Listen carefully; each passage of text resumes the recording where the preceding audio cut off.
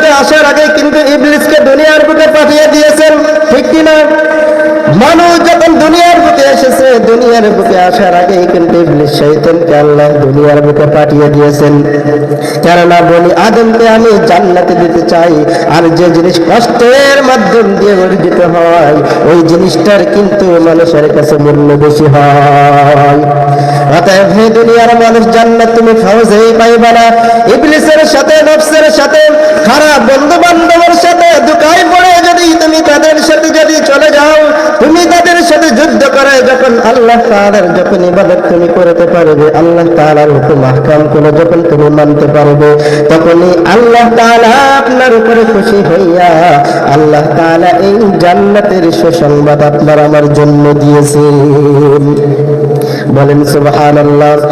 এই জন্য দুনিয়ার বুকে তাকিয়ে দেখেন, হিন্দু, খ্রিস্টান, ইহুদি বলেন, এরা কোনোদিন জান্নাতে যেতে পারবে না, কারণ তারা আল্লাহ তাআলার প্রতি ঈমান আনতে পারে নাই। আল্লাহ তাআলা তো ওই কথাই কোরআনের ভিতরে বলে দিয়েছেন, হে দুনিয়ার মানুষ, দুইটা গুণ যদি বান্দা তোমার কাছে অর্জিত থাকে, তাহলে আমি আল্লাহ রাব্বুল আলামিন তোমাকে চাওয়া ব্যতীত জান্নাতের মেহমান বানিয়ে দিব। এই জন্য আমাদের সকলে আল্লাহ তাআলার প্রতি ঈমান আনতেই হবে, কেননা ঈমানদার ব্যতীত আল্লাহ তাআলা কোনদিন জান্নাতের মেহমান বানাবেন না। তাহলে এক নম্বর হলো ঈমান আনতে হবে, আল্লাহ তাআলার প্রতি ঈমান, আল্লাহ তাআলার প্রতি ঈমান, আল্লাহ তাআলার প্রতি ঈমান। দুই নম্বর হলো নেক আমল। নেক আমল হলো এটা একটি বড় একটা নেক আমল।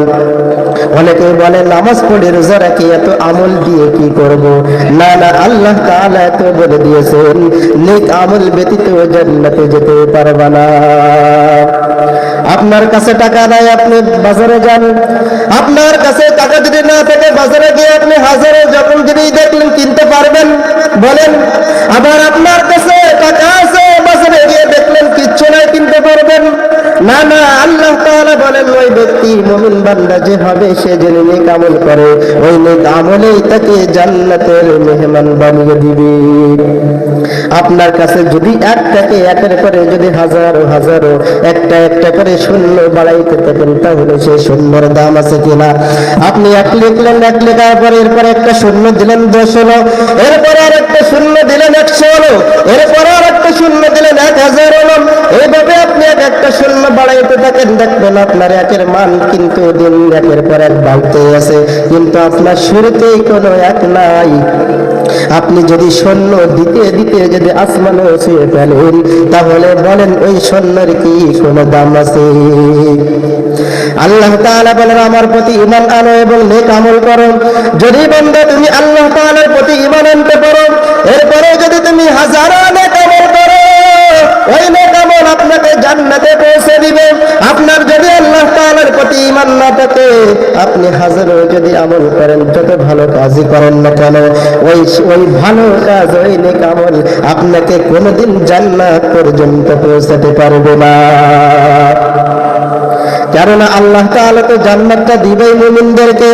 আপনি যদি ঈমানই না আনতে পারেন, আপনার যদি ঈমান না থাকে, আল্লাহ তাআলাকে যদি আপনি বিশ্বাস না করেন, তাহলে আপনি কেমনে জান্নাত পাবেন? বলেন। এই জন্য তো আল্লাহ তাআলা বলেছেন, বান্দা আমার প্রতি ঈমান আনতে হবে, পাশাপাশি নেক আমল করতে হবে। যদি বান্দা ঈমান আনার পরে নেক আমল করো, তাহলে আপনাকে ওই ঈমানের পরে নেক আমলে বৃদ্ধি করে করে জান্নাতের দুয়ারে পর্যন্ত আপনাকে পৌঁছে দিবি।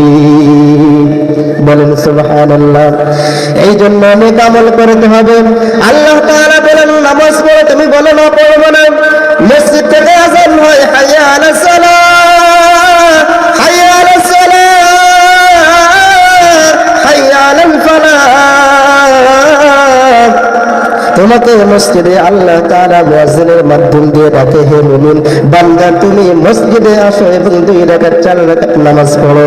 নামাজ পড়ে বান্দা আমার কাছে তওবা করো, আমার কাছে ক্ষমা চাও, আমি আল্লাহ তাআলা তোমার জিন্দেগীর সমস্ত গুনাহ থেকে মাফ করে দিব।